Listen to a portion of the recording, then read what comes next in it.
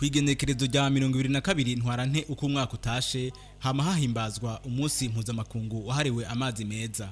Ariko hano mu Burundi ikibazo cyo kuronka amazi meza kiracibonekeza cyane. Nkuko twabibonye kuri uno wa Mungu aho twaciye mu makomine ya Kanyosha hamwe na Musaga ari mu gisagara ca Bujumbura, usanga abanyagihugu barinda kuja kuvoma amazi yo gukoresha kubera hari ubukene bw'amazi mu makartier.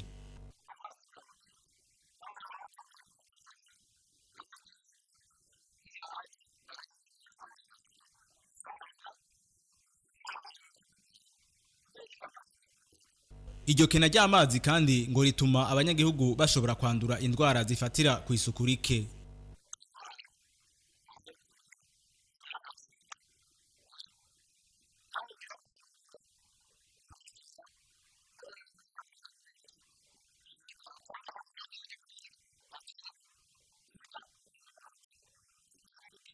Ikindi kibonekeza nuko usanga abanyagihugu barinda gufata ingendo zinini mu kuja kuvoma amazi yo gukoresha.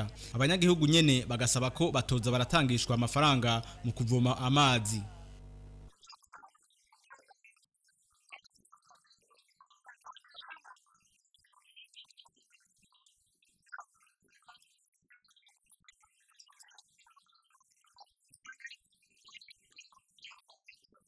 Abo banyagihugu rero ngo biteze inyishu ishimishije kuri ico kibazo cyo kuronswa amazi meza kuko bakimaranye igihe kitari gito.